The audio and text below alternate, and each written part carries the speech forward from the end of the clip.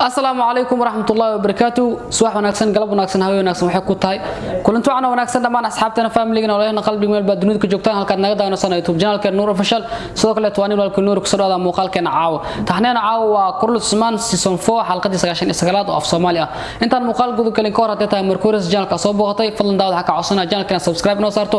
video like saarto sidoo kale comment iyo adoo fikradina aad mas'uul ku soo dhawaada muuqaalkeena caawa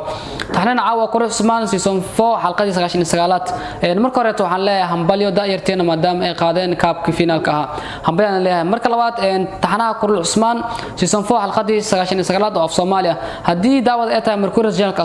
soo booqatay aadan ka warin habka loo daabto taxanaha waxa loo daabtaa si online ah maalmo jimcaha taxanaha Kurl Usman wuxuu soo baxay shalay jimcaha ayuu soo baxay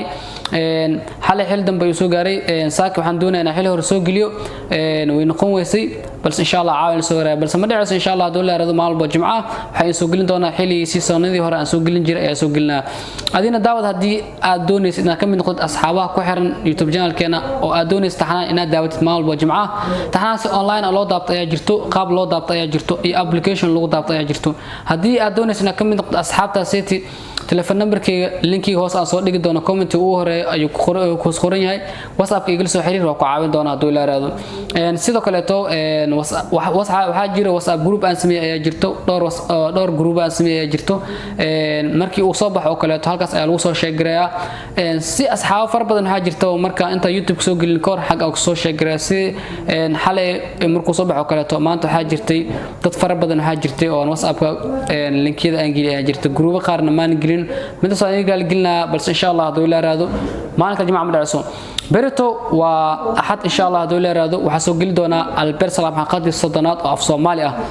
ayadana waa soo gali doona beri insha Allah doolaarado taxanaad Albert Salam had kadib waxayna soo bixin doona sabti ama ahad ay soo bixi doona hadii cismaaniinta dib oo dhaco oo sabti oo noqdo inuu soo baxo asaga ahad ay soo bixi doona hadii jimcaha oo Kurl Usman soo baxo asaga wuxuu noqon doona sabti ayuu noqonaa insha Allah doolaarado taas ku ognahay maduna muuqaalka ina ku dheerada caaw muuqaalkan isku egyahay daawada fadlan waxa ka codsanaa channel-ka soo booqatay muuqaalku waa daawatay like-ta anaga xasdin sidoo kale taadi channel-ka ku cusubtaana channel subscribe sar aad ma santiin intii muuqaalkan xawal maxalna assalamu alaykum warahmatullahi wabarakatuh bye bye